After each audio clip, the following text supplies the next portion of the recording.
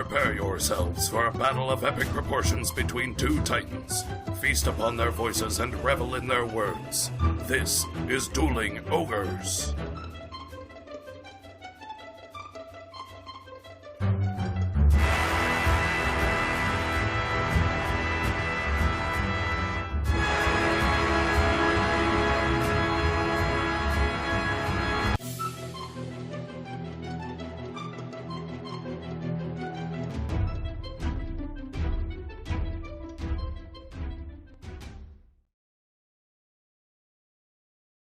Hello, Ogres, and welcome to episode 228. Thank you for joining us, as always, on this pizzazzful Sunday evening. Earth date, February 19th, 2023. I'm your host, Remington Hitchcock, and with me, as always, my co-host, Brandon Full. Say hello, Brandon.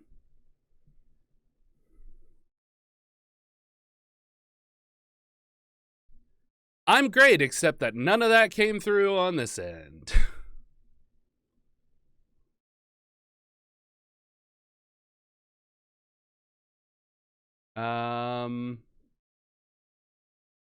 Nope, you're not coming through at all. The one thing that I forgot to check. Hold on.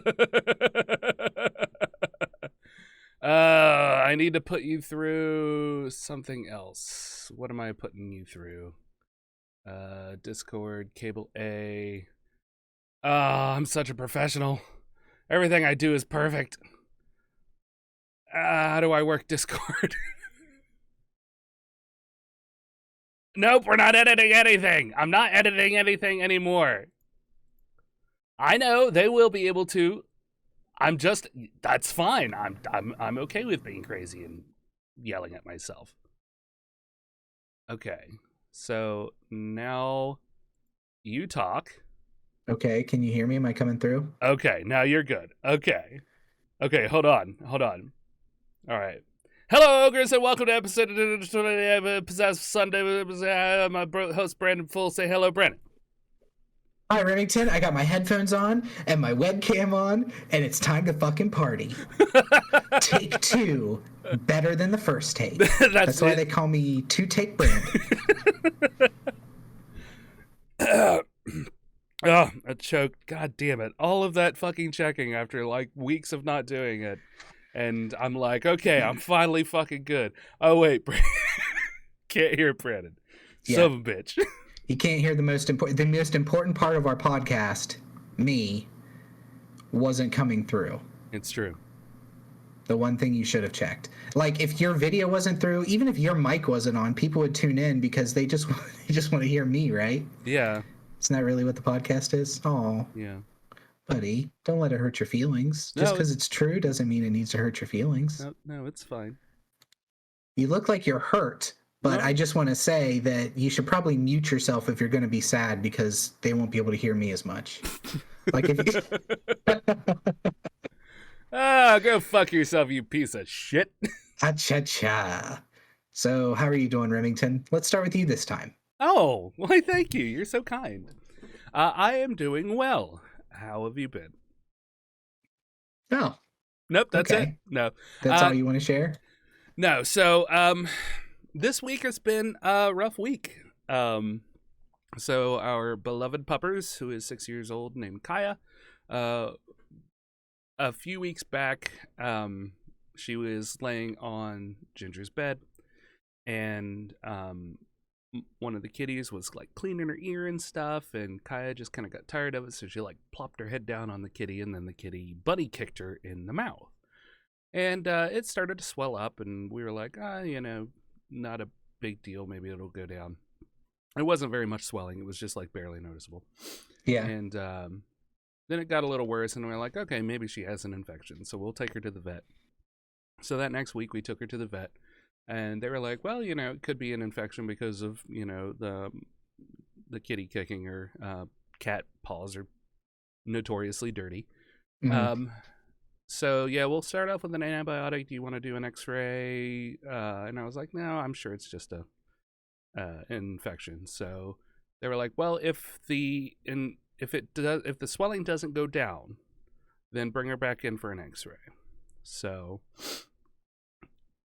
it didn't go down, and the next week we brought her in for an x-ray, and they found what they believe to be bone cancer in her jaw. Mm-hmm.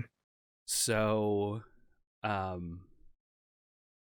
they said there's a slim chance that it could be a fungal infection, but from everything that I looked at, did my research on, looking at the X-ray, because they sent us the X-ray, and then they sent it off for a second opinion, but we also sent it to Jeremy, Ginger's brother, who was a vet tech for like 15 years.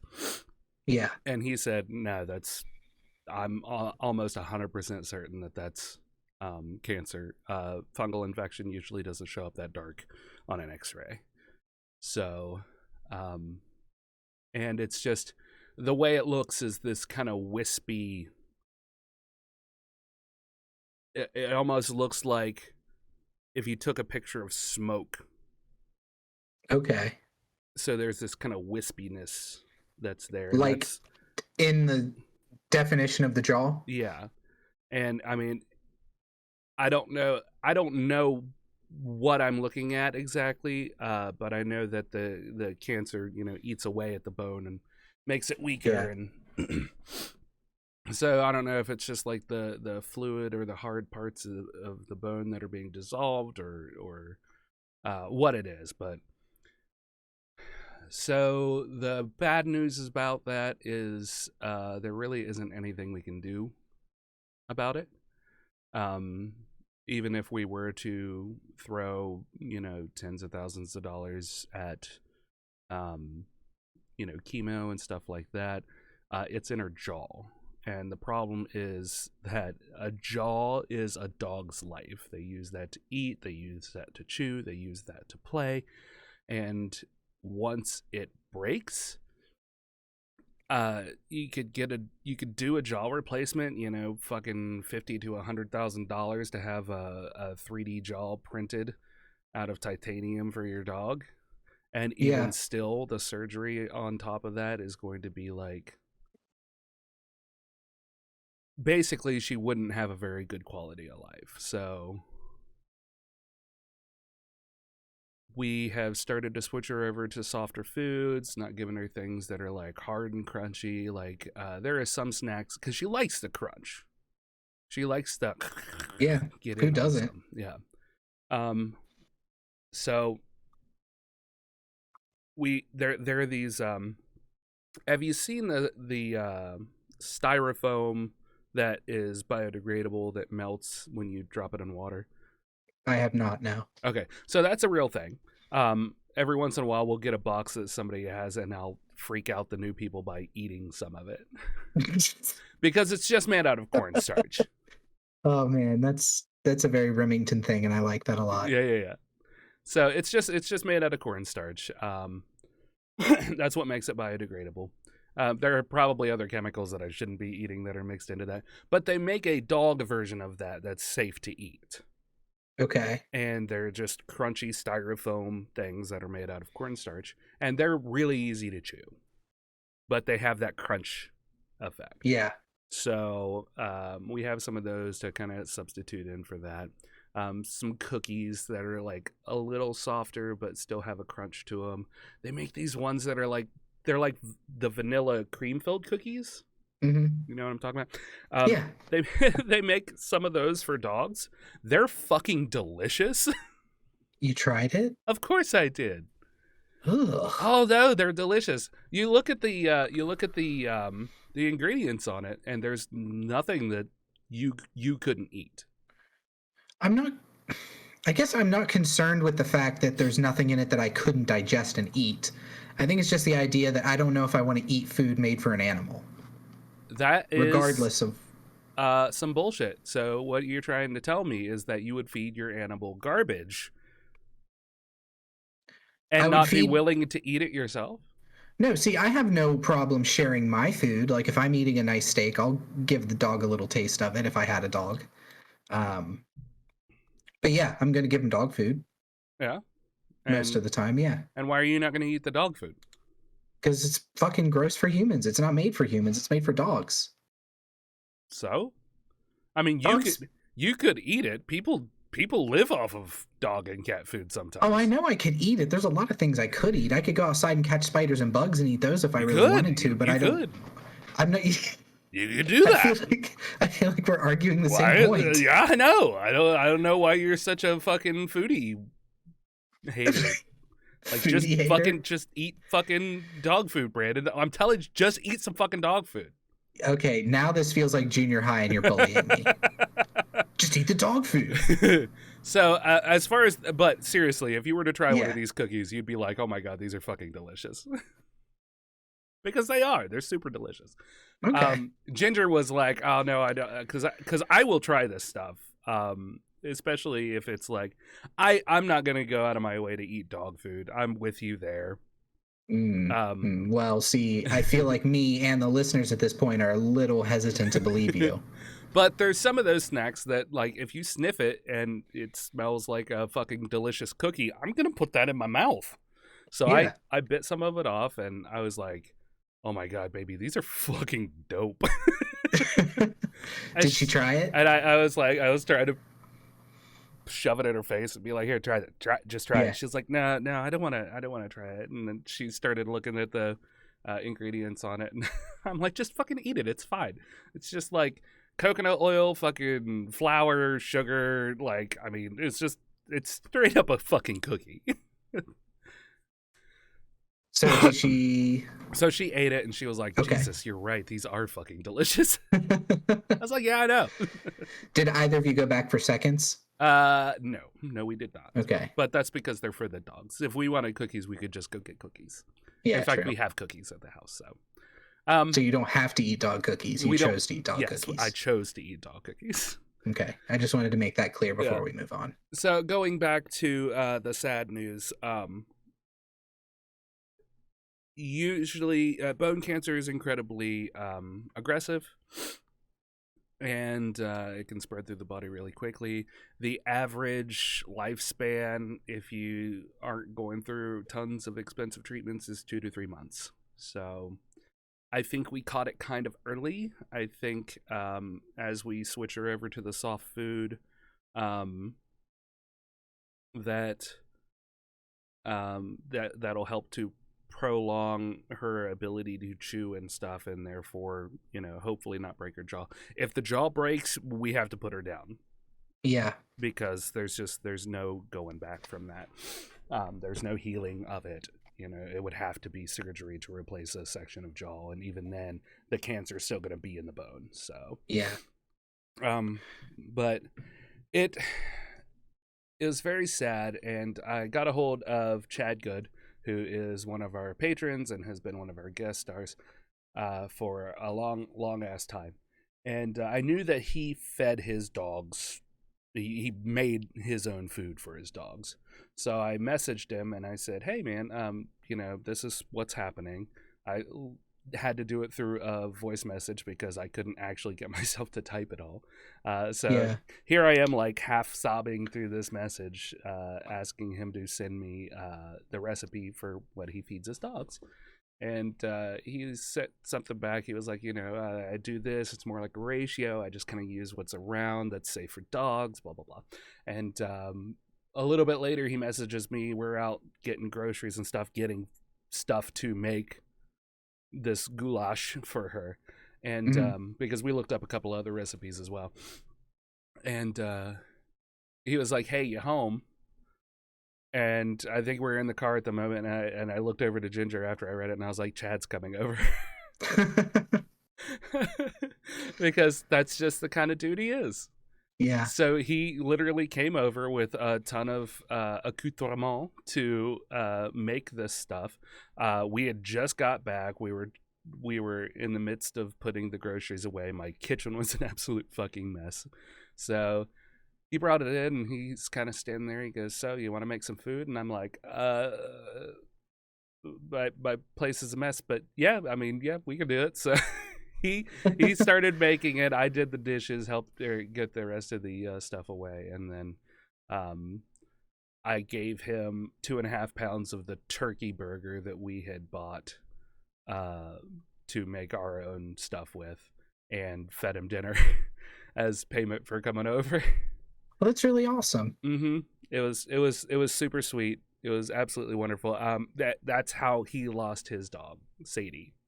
Was through cancer. So only they didn't catch the jaw breaking until it was too late. She had lost she had lost some teeth and stuff, and they kept saying that it was like abscess teeth, and then after, you know, it was clearly like not abscess, then he took him back and they're like, oh no, this is cancer. So yeah. He completely understood where I was coming from. This is not only is Kaya my first dog, but not like a family pet. She's like my dog, mine and Ginger's dog. So I didn't know that Kaya was the first dog you've ever owned. Mm-hmm. Wow. Yep, it's only been cats and rodents, and Vanessa had some lizards and stuff. We had fish at one point. Yeah, fish aren't pets really. But I mean, they are technically, but but we never had dogs while I was growing up. Mom and Henry have pugs now. Yeah. But while we were growing up, we never had any dogs. So how are you doing with the whole thing, would you say? Well, Wednesday was filled with a lot of crying. Friday night, I thought I had to work Saturday. I found out that I didn't, which was good because I was up about half the night crying then. Yeah. Because it's just kind of hit me randomly. So I'm doing okay right now. And thinking about it, I'm getting a little fuzzy-eyed, but I'll be okay once we move on. Yeah. But yeah, it's been really tough, but I'm getting through it. The big thing is just trying to, you know, make sure that she's happy and enjoying herself for as much as she can for as long as possible. And we just have to be really hyper aware of, you know, when the bad days start outweighing the good days. Yeah. Because when that happens, then we don't want her to suffer. We just want to, you know... You want her to enjoy her good days. Yeah, we want to leave her a happy dog. Yeah. Yep. Yeah, and there's nothing wrong with that, man, as far as making the decision. And I hope that you don't get any guilt or pushback from anybody in your life who says, you know, oh, well, you should drop $10,000 on it. Because like you said, it's just going to prolong pain. Mm-hmm. Exactly. And you know, everybody, as far as it goes, everybody that I've talked to, that I've told, everybody has been like, yeah, you know, absolutely, that's the way to go. Yeah. Even Jeremy's like, yeah, I mean, it's just not worth it for the small amount of time that you might buy her. Yeah. Because bone cancer in any animal is pretty much a death sentence. Like, even humans, if you don't catch it early enough and it starts spreading too far, I mean, it just, there's no getting rid of it. Yeah. So yeah, that's how my week has been. That's how my last couple of weeks have been. Other than that, it's just been working. I will say that we've started to slow down a bit. We still have a lot of employees, and so I have purposefully started to cut my hours back a little bit. Not by much, just like 4 or 5 hours. You know, I was getting about 40 hours a week, and now I'm getting down to like 35, 33 or something like that. So, yeah. Which 5 extra hours makes a huge fucking difference on me being able to like relax and do stuff and feel more energized. Oh yeah, absolutely. I'm still not like 100% acclimated to having a little bit more time, so I'm still like wasting time, which I don't like. But eventually I'll get back on, especially as the weather continues to warm up and I get that, you know, get out of that cold weather funk that everybody gets, that seasonal depression, as it were. Yeah, well, I was actually talking with Chad, speaking of, last night about this same sort of thing of feeling like you're wasting your time in your free time, you know? Like you always feel like you're working or you're busy, and then in your off time you feel like you're wasting it because you're not doing something productive. And I don't know if you should beat yourself up over doing stuff that's not productive. Like, you don't have to be productive all of the time. Oh no, for sure. And and I'm aware of that. I enjoy the amount of time that I'm like spending on YouTube and just catching up on my YouTube videos that are in my subscription feed. But I'm doing that too much. And I'm not doing, like, for instance, there's like 7 or 8 YouTube videos of Stand for the Fire Demon that are up in YouTube. They just need the descriptions typed out for them. Really? Just the intro descriptions, yeah. There's 7 or 8 of them? Yeah, they're all ready to go. I just need to type out the descriptions, that I don't remember to do it until it's like last minute and I'm too tired to, or like I sit down to do it and then I get distracted with something completely different because ADHD is a bitch. And just label them all The Continuing Adventures of the Striking Vipers and publish them, and then I'll go in and edit them after they're published. Okay, you can also just go in and edit them. I don't think I have the login for the Dueling Ogre stuff anymore after I did some fuckery with Google Chrome. Well, that's okay. I mean, I think I actually have you added as an editor, but I don't think you've ever accepted it. So I'll just have to send that email again. Okay. So yeah. Or you can just tell me the password to the Dueling Ogres account right now. Or I can do that. Yeah, I'll just hold on. Let me just pull it up here. All right, you ready? Because it's a UUID. No. Yeah, because then you'll have to edit it out, and this episode will take forever. Yeah, I'm not gonna give that to anybody. Yeah. So yeah, that's my stories of my life. Yeah. At the moment. Okay, your turn. Well, shit, mine is nothing really. I've been good. I've been working still. Library of Ashurbanipal. We have a self-defense and staff training day tomorrow, and I'm kind of nervous about it. And this is so stupid. So let me tell you how dumb this feeling is, but why I can't escape it. So tomorrow's President's Day. The library is closed as the Assyrians. Is that what Ashurbanipal is? Ashurbanipal. The Chad Good right now is clenching his fist, and he's like, "God damn it, it's not the Assyrians." But yeah, they celebrate President's Day and they're closed, so I thought I had a free day off until I found out that we are doing staff training all day, and I'm a full-time employee there, so I have to be there the entire 8-hour day for staff training, including a self-defense class, and the self-defense class is only an hour, and it's taught by a karate instructor. Okay. Now, my full anxiety is the fact that we are going to have to probably, I assume, pair off to learn these self-defense moves. So one of you pretends to attack, the other one pretends to defend, and then you go back and forth. And it's going to be exactly like high school or junior high or elementary school or any of those, because I've never been a physical guy, where nobody's going to pick me and I'm going to be standing there until somebody awkwardly accepts me as their partner. And I'm almost 40 years old, Remington. Why do I give a shit about this? Furthermore, you work at a fucking library where literally everybody else fucking working there is in the exact same boat. A bunch of weak-ass book-learning motherfuckers who couldn't lift 40 pounds without straining and pooping a little. Hey, do you know how heavy books are? Yes, I do. I ship a lot of them. Yeah, maybe you've never held the right books then.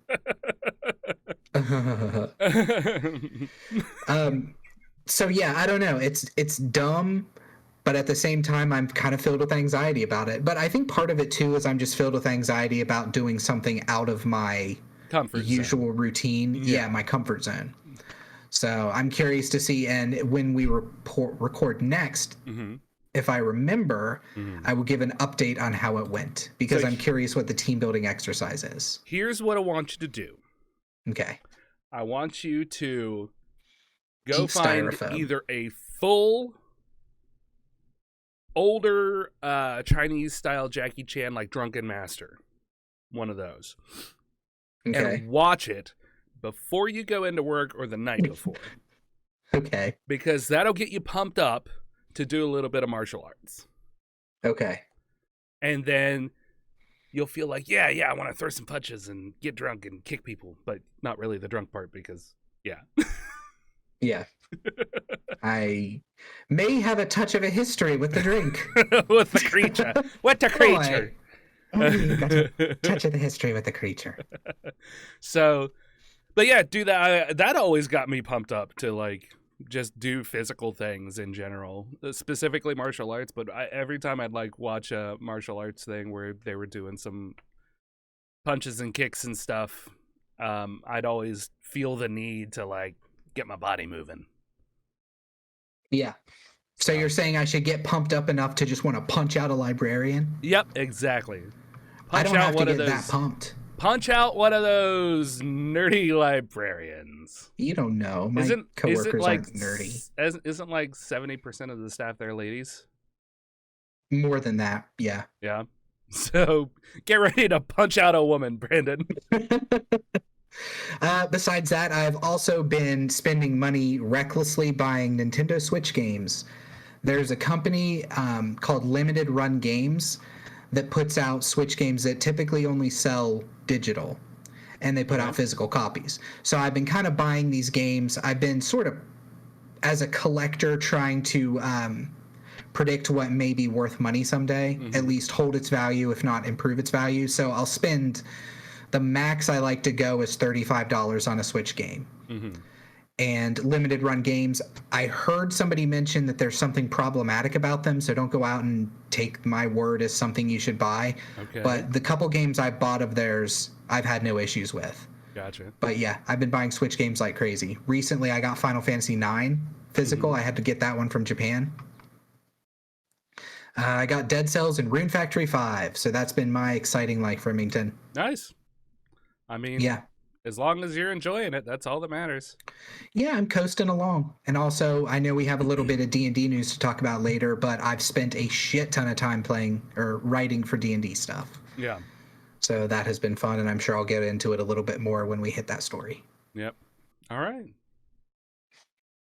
That sounds good. So I guess we should get a story going then?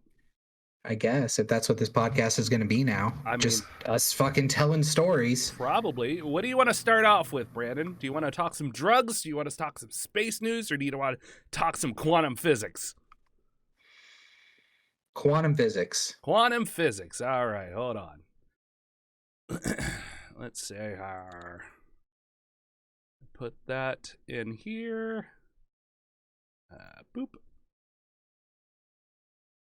Okay, so to get us started, I thought it would be fun to talk about quantum foam. Okay, which is much less sexy than it sounds, I assume? No, it's much more sexy than it sounds. Actually, it's quantum physics, so it's probably pretty boring for most people. Oh yeah, quantum physics gets me going. Oh yeah, boy. Thanks, Flava Flav, for coming by to tell us your opinion on quantum physics. You're welcome. So, where is that at? Where is my window to the world of quantum physics? I've got it up right now. I know, but I need. I'm looking at it. I'm ready. I need the thing. Why can I not see the thing? I want to interact. Are you trying to set the thing to go in the YouTube? No, it's already up in the video. I'm just an idiot. Oh, okay. I forgot to turn on the interacting part of it so I can scroll up and down. Oh. Am I still muted? Have you recorded anything I've said this entire podcast? Nope, you are still muted. Perfect. This episode has thousands more downloads for some reason, and I'm like, oh, that's weird. That's super weird, huh? I wonder why. I mean, I didn't even get to say anything. Yeah, I didn't even make one joke about my penis. What can I say? I guess I gotta turn this off so I can be sexy. Super sexy. All right, so Brandon, Hit me with that nothing foam. doesn't exist. There is no such thing as nothing. Okay. Instead, there is quantum foam. This comes from an article on Big Think. I could play the audio where it's like some robot reading the story, but I'm going to read it to you guys instead because, let's face it, I'm better than a robot. Yeah, don't make that poor robot do work. Exactly. So, Brandon, what is nothing? Are you asking me? No, I'm not. There's a follow-up. This is Okay. a question. This is a question that has bothered philosophers as far back as the ancient Greeks, where they debated the nature of the void. They had long discussions trying to determine whether nothing is something. While the philosophical facets of this question pose some interest, the question is also that of the scientific community is also one that the scientific community has addressed. It's nothing, really, is the second header here. What would happen if scientists took a container and removed all of the air from it, creating an ideal vacuum that was entirely devoid of matter? The removal of matter would mean that energy would remain, much in the same way that energy from the sun can cross to the earth through empty space. Sorry, that's a little too small. I need to make it bigger so I can actually read it. My vision's going. I'm also nearly 40. I need glasses now. Much in the same way that the energy from the sun can cross the earth through empty space, heat from outside the container would radiate into the container. Thus, the container wouldn't truly be empty. However, what if scientists also cooled the container to the lowest possible temperature, absolute zero, so it radiated no energy at all? Furthermore, suppose the scientists shielded the container so no outside energy or radiation could penetrate it. Then there would be absolutely nothing inside the container, right? Absolutely right. That's where things become counterintuitive. What the fuck? Turns out that nothing isn't nothing, Brandon. So the laws of quantum mechanics are confusing, predicting that particles are also waves and that cats are simultaneously alive and dead.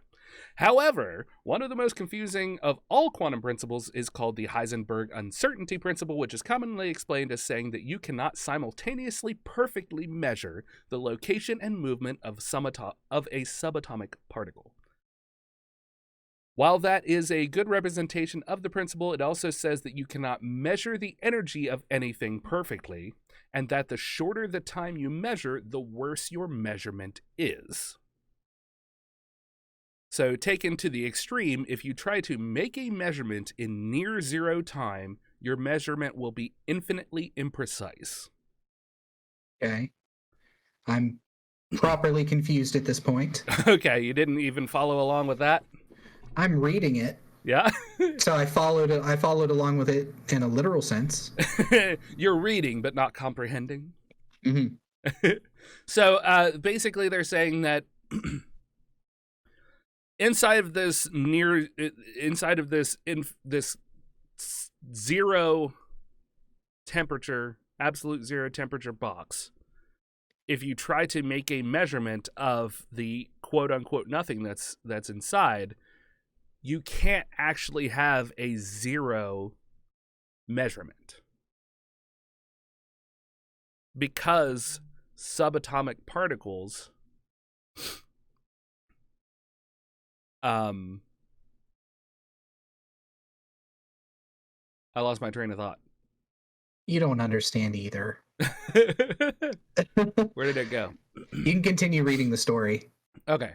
Probably explain more. Probably. These quantum principles have mind-bending consequences for anyone trying to understand the nature of nothing. For example, if you try to measure the amount of energy at a location, even if that energy is supposed to be nothing, you still cannot measure zero precisely. Sometimes, when you make the measurement, the expected zero turns out to be non-zero. And that isn't just a measurement problem, it's a feature of reality.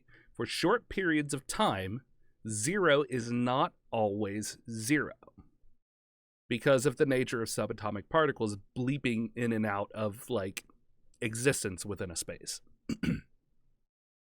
When you combine this bizarre fact that zero expected energy can be non-zero if you examine it a short enough period of time, If you combine this bizarre fact with Einstein's famous equation E equals mc squared, there is an even more bizarre consequence. Einstein's equation says that energy is matter and vice versa. Combined with quantum theory, this means that in a location that is supposedly entirely empty and devoid of energy, space can briefly fluctuate to a non-zero energy, and that temporary energy can make matter and antimatter particles. Okay, so it's saying that even if you think you have this container that they mentioned with all of the shielding and everything on it, because you can't measure zero, if you were to just like boom and measure it quick, you wouldn't always get zero, implying that there's something inside of there at some point occasionally moving or creating energy or matter. Exactly. Okay. So we haven't got, we're coming right up to the quantum foam part of the story. So here's where quantum foam comes in. Okay. So thus, at the tiny quantum level, empty space isn't empty. It's actually a vibrant place with tiny subatomic particles appearing and disappearing in wanton abandon. This appearance and disappearance has some superficial resemblance to the effervescent behavior of the foam on the top of a freshly poured beer, with bubbles appearing and disappearing, hence the term quantum foam. So, the foam isn't just theoretical, it's quite real. One demonstration of this is when researchers measure the magnetic properties of subatomic particles like electrons. If the quantum foam isn't real, electrons should be magnets with a certain strength. However, when measurements are made, it turns out that the magnetic strength of electrons is slightly higher by about 0.1%. When the effect due to quantum foam is taken into account, theory and measurement agree perfectly to 12 digits of accuracy. Is that a good amount of accuracy? That's a pretty good measurement of accuracy. 12 digits is a good number. Another demonstration, sorry. Oh,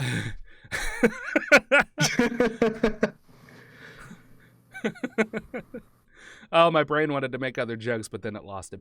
Another demonstration of the quantum foam comes courtesy of the Casimir effect, couldn't get it out, named after the Dutch physicist Hendrik Casimir. The effect goes something like this.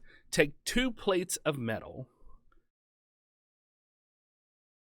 and put them very near to one another in a perfect vacuum, separated by a tiny fraction of a millimeter.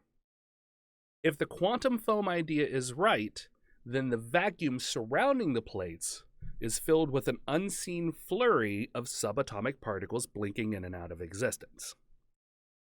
These particles have a range of energies. Why can I not scroll down any further? Oh, did it just boop? What have you done? Oh, I know what I've done. You've done it again. I've done it but again. You fixed it. I've done it, but I fixed it. I know exactly what's happening. These particles have a range of energies, with the most likely energy being very small, but occasionally higher energies appear. This is where more familiar quantum effects come into play, because classical quantum theory says that particles are both particles and waves have wavelengths. So, outside the tiny gap, all waves can fit without restriction. However, inside the gap, long waves can't fit. So, the outside gap where all the waves and all the wavelengths reside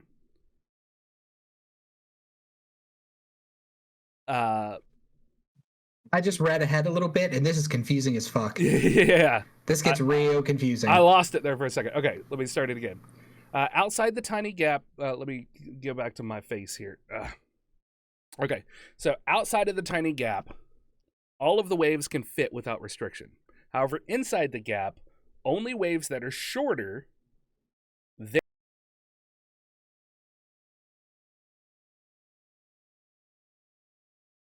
You're muted. But I can't hear you. I shouldn't be muted. Oh, you're back now. Okay, I was gonna say I'm good on the stream, so I'm gonna keep talking. Okay, sorry. All the little guys that can fit inside the gap will fit, but anything longer, any waves that have longer wavelengths than that tiny little millimeter, can't fit. Right. Thus outside the gap, there are waves of all kinds of wavelengths, short, small, or short, long, big, little, while inside the gap there are only short. This means that there are more kinds of particles outside of the gap than inside the gap. And the effect is that there is a net pressure inward. So it's kind of like air pressure. So like creating lift on a wing. When you're flying, the only way that we are able to get off the ground is by creating negative pressure there, which causes lift. Okay. So it's the same principle. There's negative pressure inside of the gap because the wavelengths between here are short and there are long ones outside. Okay. So if the net pressure is inward, then that proves that the quantum foam is real because the plates will be pushed together. Because the pressure outside of the plates, with all of the other different lengths of waves, is greater. The shorter waves inside of the gap can't sustain themselves. So it pushes the plates together. Okay. So that's the proof that quantum foam is real. Which means, circling all the way back to, that there's something in nothing. That nothing doesn't exist. There's always something there. Always something. Scientists made several measurements of the Casimir effect. However, it was in 2001 when the effect was conclusively demonstrated using the geometry I've described above. The pressure due to the quantum foam causes the plates to move. The quantum foam is real. Nothing is something after all. It's a hell of a way to end an article, too. Right? The quantum foam is real. Nothing is quantum something foam's after real. All. Get fucked, science. Get fucked, nothing. So that means that Atreyu okay. never lost anything to nothing. I have never seen that movie, so I know very little of what you're talking about. I know who Atreyu is, and I know there's the horse that dies in some mud, and I know that the story, there's a lot of jokes about it being a never-ending story, but it actually ends, and people are like, oh, why should it be called the never-ending story if it's I can't never-ending? hear it. I don't have that. But I know there's Atreyu, and like I mentioned, the horse Artak, I think, and there's the These Hands monster that's in there, too. I literally just now heard you because I left. Oh no, it's fine. You're not editing anyway. I was filling time, man. I was you know. These hands. I love that guy. That's one of the few scenes from that movie I've seen are that big guy. Yeah, it's a hell of a movie, really, honestly. So I would say that it's your turn, Brandon. So what do you think about quantum foam? Proof of God, yes or no? One answer. No. Okay. New Barney. You remember Barney, the old purple dinosaur? Everybody's favorite dinosaur of all time? I love you. You love me. Yeah. Barney is back with a brand new look, but not everyone is feeling the digital makeover. This is from TMZ. I did not choose TMZ purposely because I think TMZ is disgusting, but I'm going to use it anyway, so here we go. Okay. Dragging the Reboot character all across the internet. Mattel Television made the major announcement Monday, revealing the throwback show Barney and Friends is making a comeback. The company also showed off a brand new Barney for the reimagined franchise. So before I continue, Remington, and for our listeners who aren't watching on YouTube, can you describe the new Barney? So the new Barney looks to be some kind of computer animated dinosaur. Big and purple, just like the original one. Eyes are a lot bigger and more anime looking. But by and large, aside from the fact that aside from the fact that it's not a like giant puppet or suit, puppeted suit, I don't know. It looks. I think it looks good. Yeah, that was my thinking too. As far as a kids show goes, it just looks like a fucking animated kids thing. The article continues though. However, the new and improved Barney, set to officially debut in 2024, clearly isn't sitting well with the majority of folks on social media.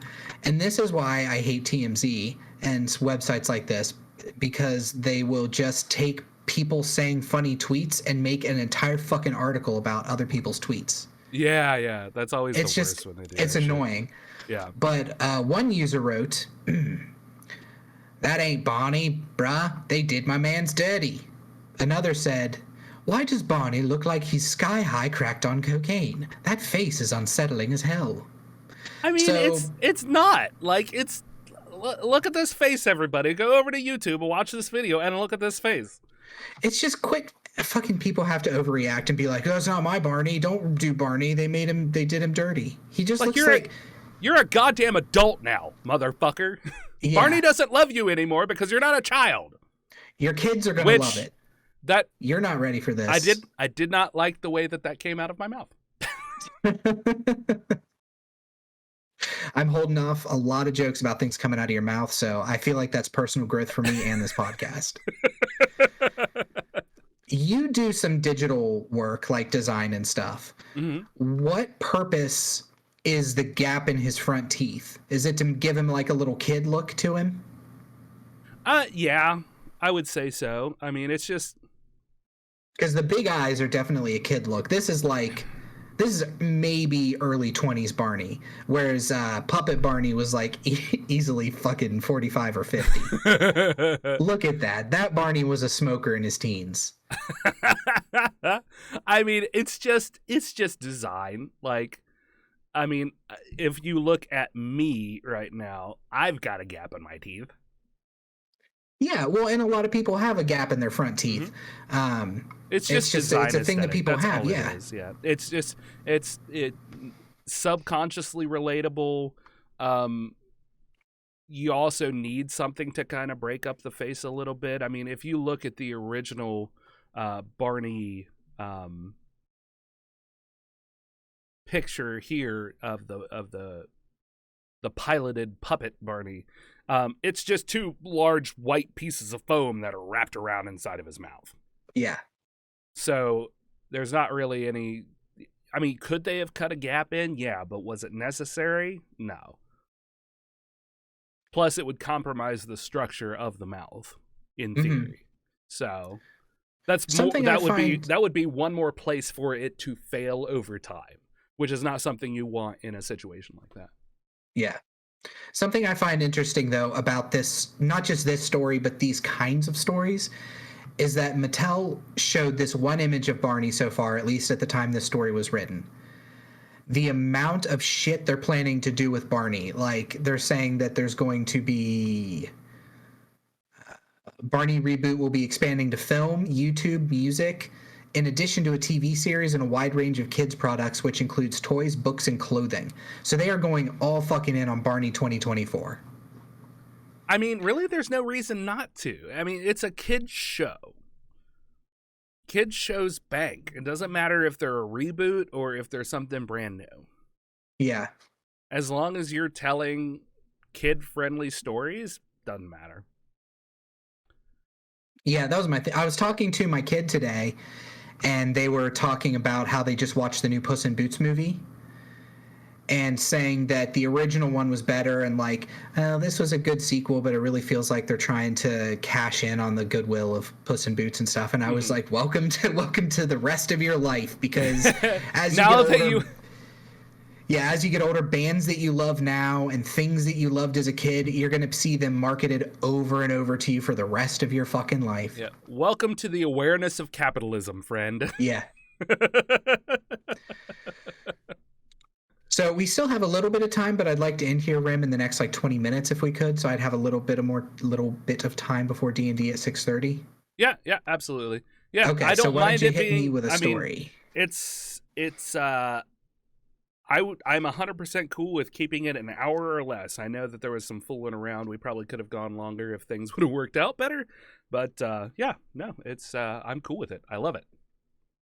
You love it, huh? That's strong words. So all right then. If we're gonna wrap it up, do you want to talk THC, or do we want to save the? We wanted to talk a little bit about the OGL, but I feel like we could get we could either get a whole lot out of it or we could get nothing out of it. I would like to talk about the OGL, but if you think it's something that we could do an entire episode on, or close to an episode on, we can save it for next episode. I think maybe we should go ahead and save it for next episode.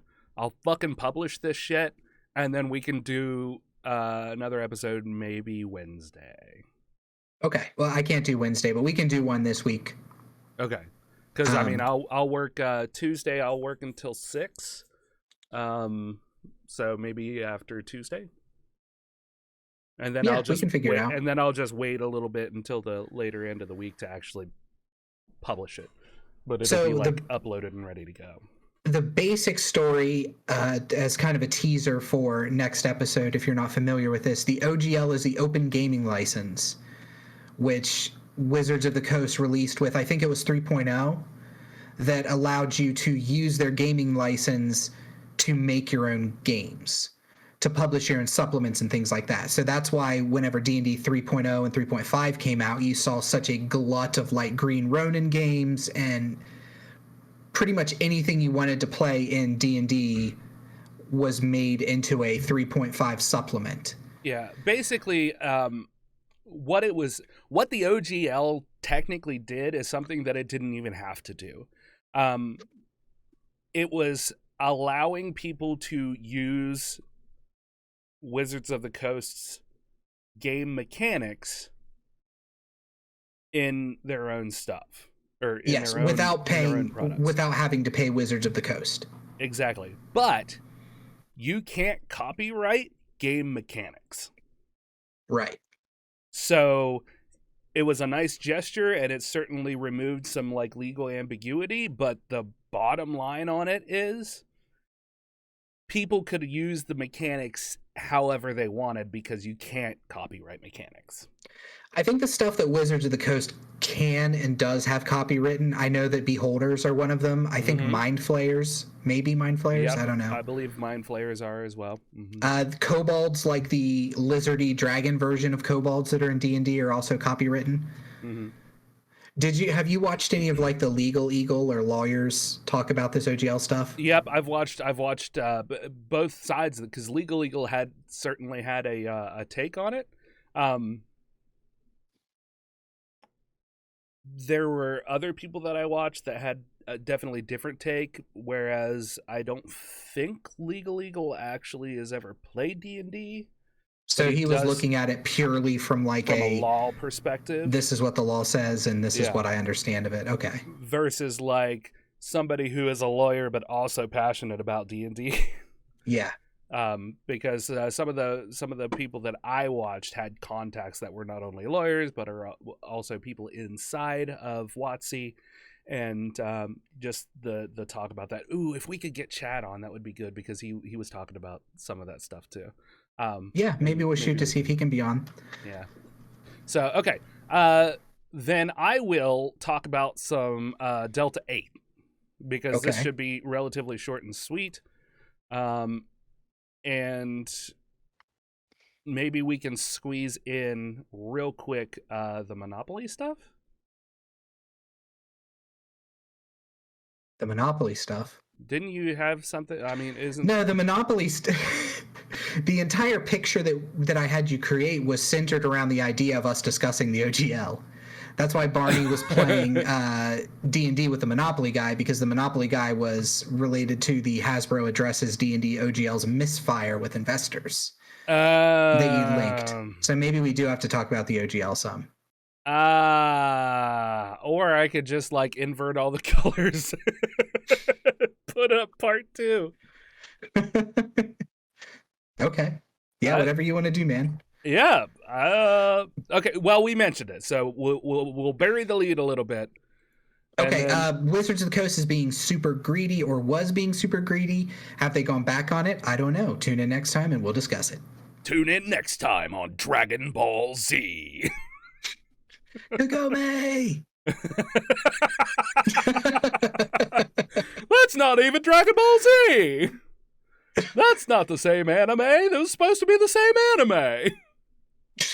All right, so Delta 8 and 9 THCO classified as Schedule 1 drugs this week in cannabis investing.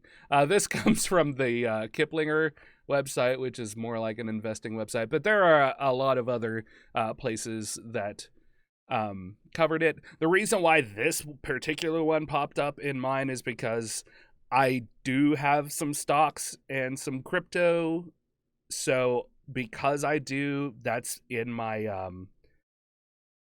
algorithm. So I get stuff like this because stocks in pot and pot manufacturers and THC manufacturers is a big thing still. Okay, which makes sense. We're on the verge of it being legalized, so. Yep. The Drug Enforcement Agency said Delta cannabinoids, including Delta 8 and 9 THCO, are synthetically derived from hemp and therefore are not considered hemp. Wow, the text on that is incredibly small. You want me to read it? No. I'll just make it bigger on my end. Okay. I'll just make it bigger. Okay. There's more rough news for the U.S. hemp industry this week. The Drug Enforcement Agency, or DEA, issued a letter stating that Delta cannabinoids, including Delta 8 and Delta 9 THCO, synthetically derived from hemp, do not qualify as hemp and will be viewed as Schedule 1 drugs. This is not a surprising stance from the DEA, considering our understanding of the Delta derivatives and the law enforcement agency's mandate.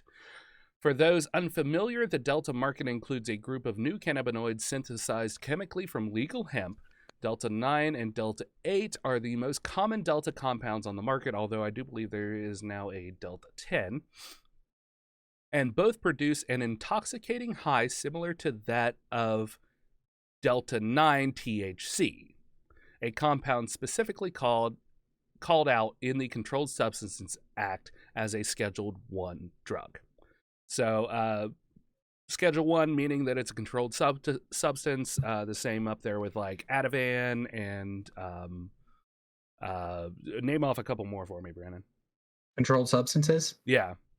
Like pretty much any prescription pill like Xanax, Vicodin, Adderall, stuff like that. Yeah, not all. Well, I don't know if they're not Schedule 2.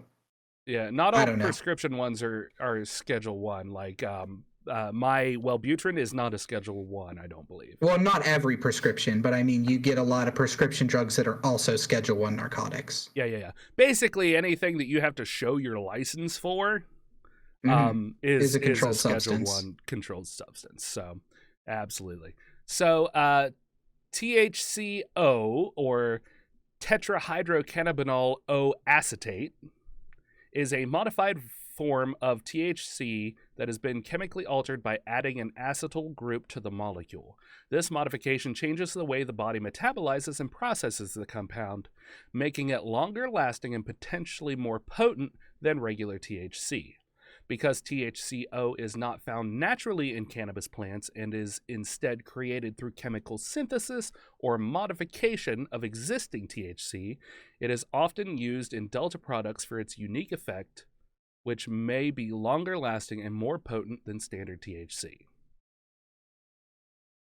Due to the costs and lack of raw materials to naturally derive Delta 8 or 9 THC from hemp, nearly all the current Delta products are produced synthetically, and it is unlikely that natural derived versions of these products will become substitutes in existing sales channels. Delta products are derivatives of legal hemp, and many within the hemp industry previously argued that the language in the 2018 Farm Bill, which legalized hemp and its derivatives, would extend to Delta as federally regulated and legal. However, the DEA states that Delta products are not naturally derived from hemp, but must be chemically synthesized and thus do not qualify as derivatives. So that's the DEA's argument, is that Thank you for the jerk off motion. I had to like switch over because we couldn't see that. Yeah, I was giving the jerk off motion because the DEA I'm sure they do a lot of good things. I'm pretty anti-government as far as like, not in a specific way, but more just a general idea of I don't want people telling me what to fucking do. Right. In any way, just leave me alone and let me live my life and I'll be perfectly fine. Mm-hmm. So the DEA is going after something. I've smoked Delta 8 before. Mm-hmm. I've smoked regular weed before too, Delta 9 THC as opposed to Delta 8 THCO. Mm-hmm. Regular weed to me was always way more potent. Delta 8 was something that, granted, I would smoke like, whenever I've tried Delta 8, I've smoked like, a couple hits out of a pipe just to feel it out because I don't like trying new drugs. And I just, you feel something, but you feel kind of groovy, but that's about it. You don't feel high like you do with weed. Yeah. Now, I know that they also make gummies and you can do it in higher amounts and you can buy those gummies legally from vape shops. Mm-hmm.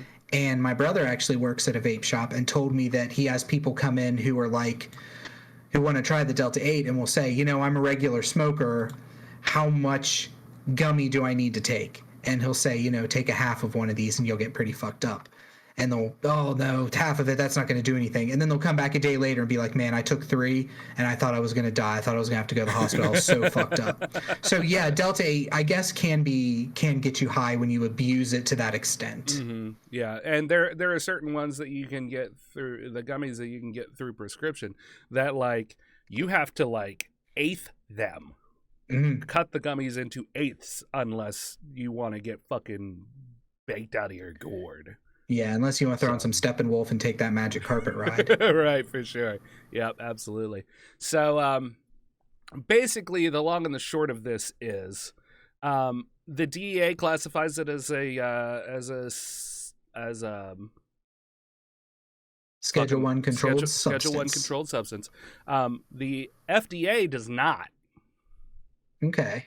So I don't know what that means to the market itself.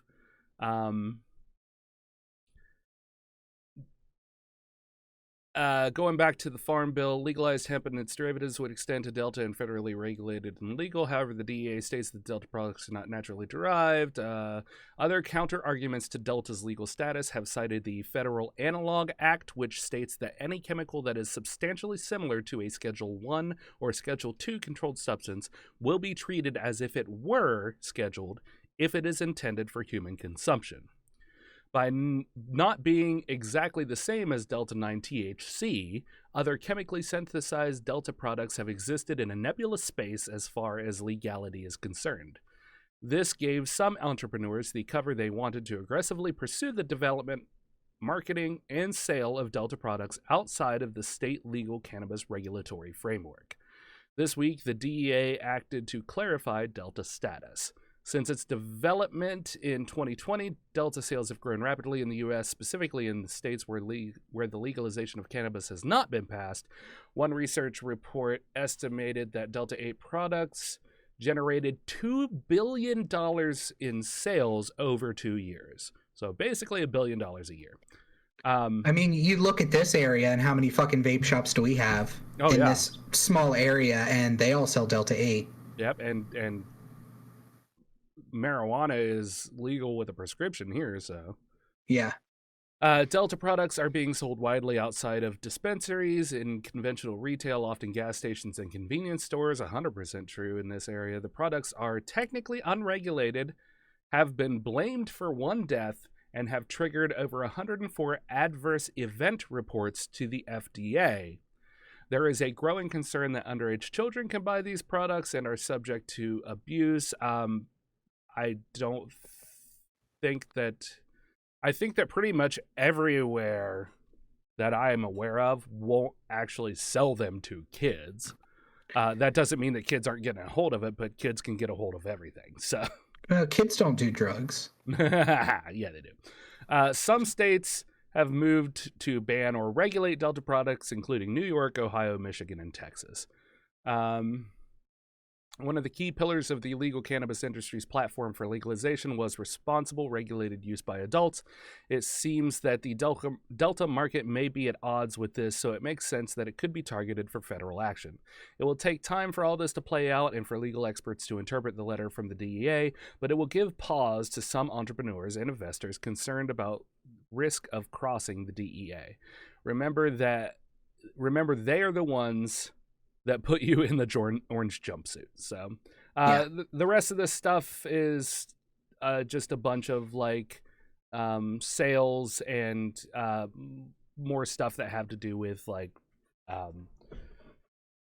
stocks and owning, you know, holdings in the cannabis markets and such. So none of that really pertains to us specifically. So yeah, what do you think? What's your take on the THCOs versus like the THCs and their availability and their nebulous standing in the laws of the controlled substance? Do you need an ID to buy Delta 8? I know that you at the vape shop I go to, you have to be 21 to enter because they sell tobacco products. Right. Because of the vape stuff. Right. I don't know if you need to show an ID to purchase Delta 8 or whether you can just buy it. I assume you would have to, right? You can't be like fucking 10 years old and going in and buying a Delta 8 joint from a gas station. I think when I bought some for Ginger, when her stomach was being an absolute fucking bear, I think I had to show my ID. Now, this was in Ohio. Okay.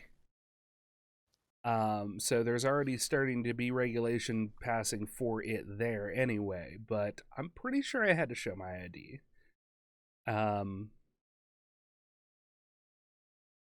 I don't see, even though it's technically kind of unregulated, I don't see any self-respecting business that doesn't want to put themselves in a fucking like Target.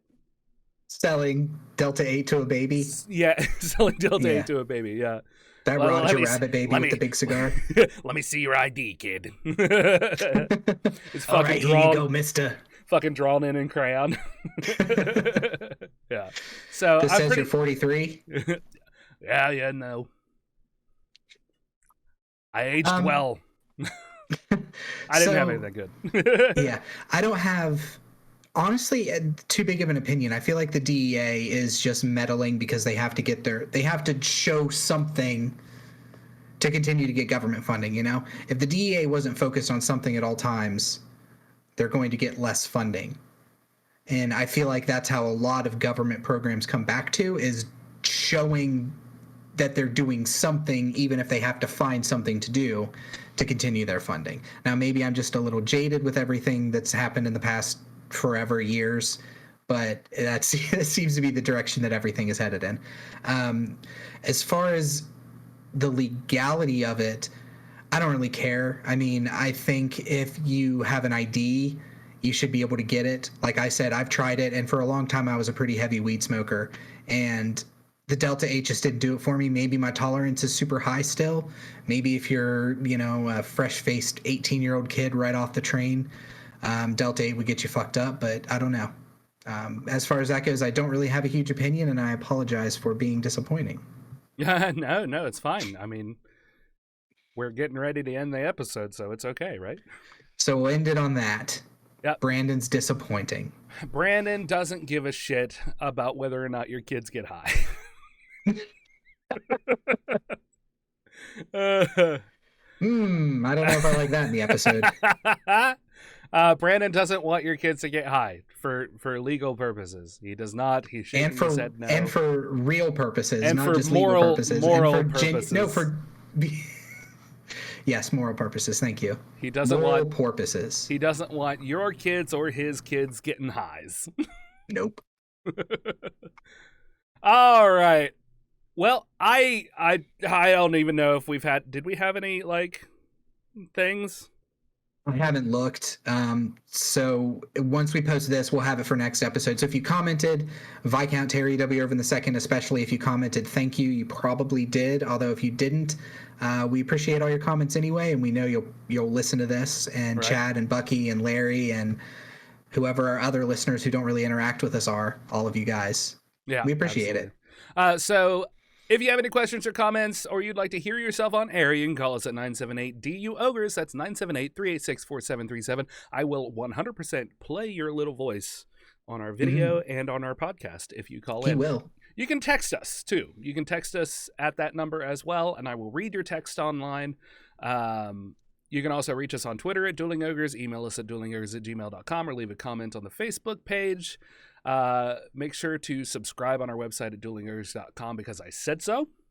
Yep. And finally, be sure to leave a 5-star review on iTunes. Find us on YouTube, iHeartRadio, or anywhere else you can find a podcast. Also, thanks to our patrons, Jenny Mumphrey, the Diamond Man, Stephen Hines, Heavy No More, Chad, and Bucky. I haven't honestly checked. I'm pretty sure everybody who is in that list is still in that list. Thank you guys so much for continuing to support us. And once again, I will keep trying to make these things come out faster, better, and stronger. Stronger, better, stronger. Do it faster. So until next week, Ogres. Hold on. Oh. I wanted to go ahead, and you're going to say, who the hell do you think you are? Who the hell do you think you are? Thank you. You're welcome. To our listeners, also, if you enjoy this kind of interplay, I have another podcast called We're Probably Not Okay that I do with a couple other guys. It's a little more serious approach as we discuss mental health. They're not as good as me and Remington are. I just want to go ahead and say that now. They don't listen to this, right? No, they don't listen. So okay, good. Thank God. Yeah, they fucking are. That whole thing is just a shit show. They just put them out all the time. What is this? Consistency? Fucking bullshit. Consistency does not mean good, okay? So, I mean, just look at Kapow. But one of the things... Shots fired, motherfuckers. If you guys still listen, boom. And if you say something back, we'll respond in 8 months when our next episode comes out. But no, really, We're Probably Not Okay is my other podcast. I'd appreciate it if you checked it out if you like this kind of stuff, because we do have the same sort of cadence of humor to it. And then if you search We're Probably Not Okay on YouTube and you're a gaming fan, the three of us guys, myself, David, and Ryan, are doing a playthrough of Pokemon Leaf Green, a Nuzlocke playthrough, which means if your Pokemon faints, it's dead. Gun to the head, you have to release it. You can't use that Pokemon anymore. Savage. So, also, find me on Instagram at @TheFullBrandon because I've been posting a lot of vinyl pictures and I want more people on there. Yeah, you have been. And finally, just one more slam since we're, just plugging fucking everything, like whatever. Go to the YouTubes and hit that sub button and click the little notifications thing because we're gonna keep putting out the episodes of the Stand for the Fire Demon, and then these things will pop up every once in a while, so you should watch them. Yeah, they come out. You enjoy them. What are you gonna do? What are you gonna do, man? So until next week, Ogres, keep your clubs blunt and your tusks sharp. Good night. Good night.